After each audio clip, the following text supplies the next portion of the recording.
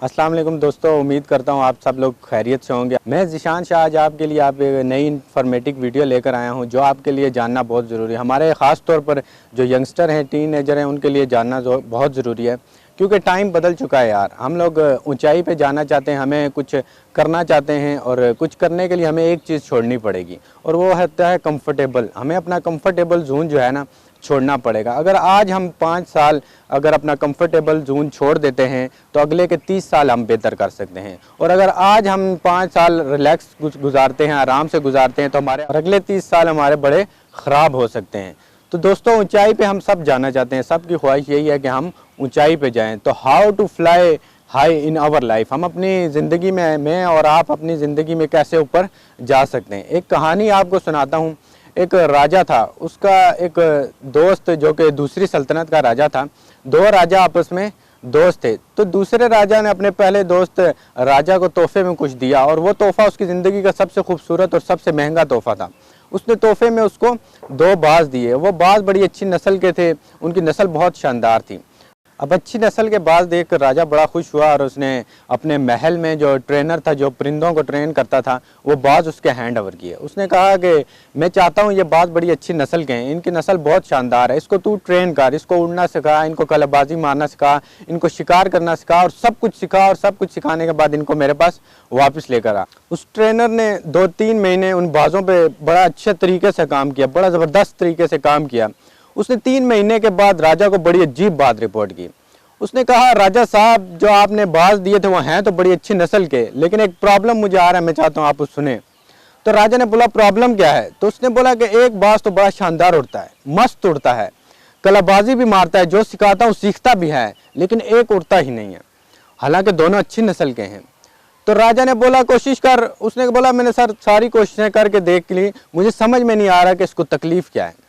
तो राजा ने बोला, किसी और को हायर करो, अपने शहर में, अपने एरिया में, अपनी सल्तनत में ऐसा आदमी ढूंढा जो परिंदों से प्यार करे, जो नेचर लविंग हो, जो बाज से बात कर सके, कि इससे बात कर सके कि तुझे क्या प्रॉब्लम है, दूसरा भी तेरी नस्ल का बड़ा शानदार उड़ रहा है। तो उसने बोला, राजा मैं कोशिश करता हूँ।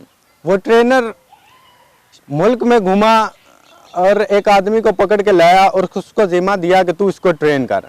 अब ठीक इस वाक़े के 3 से 4 दिन बाद अब वो आदमी उसको मिला जिसको हैंड ओवर उसने बाज किए। उसको समझ में नहीं आ रहा कि इसको तकलीफ़ क्या है। उसने बोला, इसको तो मैं उड़ा दूंगा।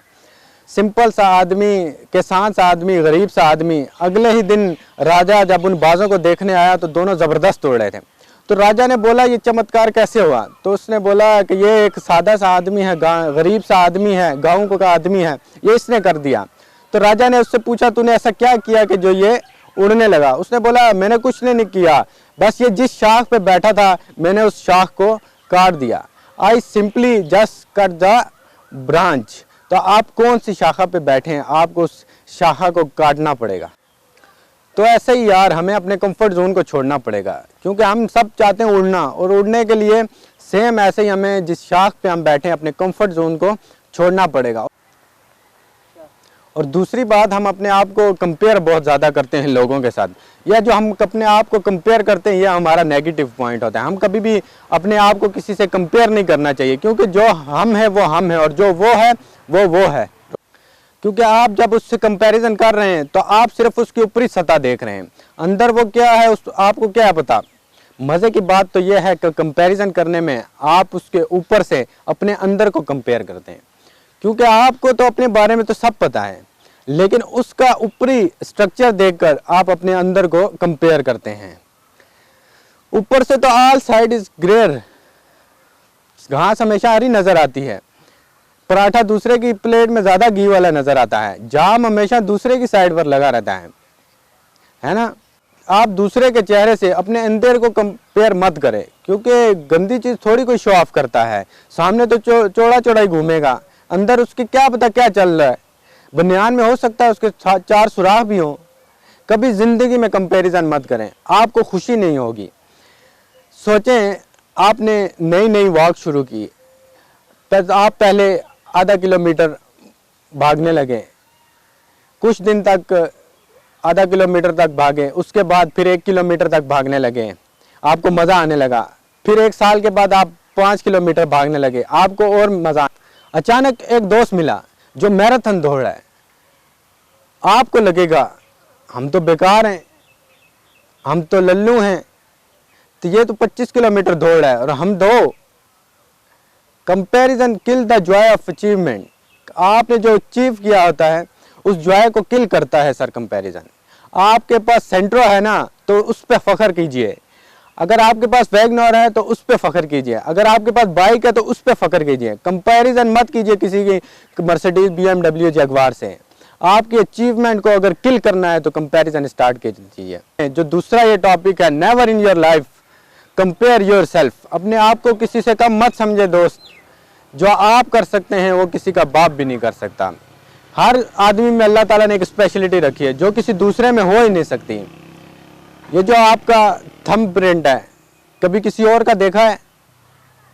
नहीं, तो फिर क्यों कंपेयर करते हैं अपने आप को किसी के साथ?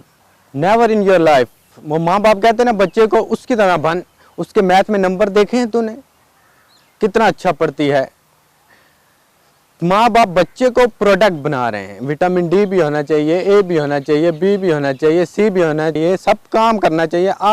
हर साइड में उसको क्लियर करना चाहते हैं। क्या चाहते हैं आप सर? नहीं सर, वो जो है मैं आपको बताना चाहूँगा।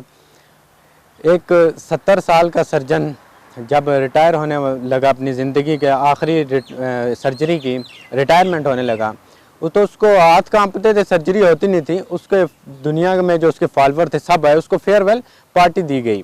बहुत बड़े सर्जन थे, हाथ में बियर का गिलास, खिड़की के किनारे चुपचाप खड़े, म्यूज़िक चल रहा था, शैम्पेन चल रही थी।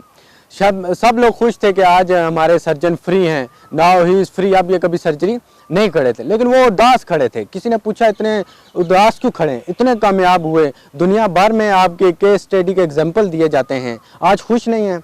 इतना ज़बरदस्त ज़िंदगी आपने जी तो खुश नहीं है? तो उसने बोला नो, नॉट एट ऑल। क्या तकलीफ़ है? बोला डॉक्टर बनना ही नहीं चाहता था, मेरी माँ ने बना दिया। क्या बनना चाहते थे? बोला डांसर बनना चाहता था। डांस करता अकेला, गुमनाम, कोई नहीं देखता था, मुझे कोई तकलीफ़ नहीं होती थी। जो बनना ही नहीं चाहता था वो बन के मैं करूं क्या? पूरी ज़िंदगी मेरी तबाह हो गई।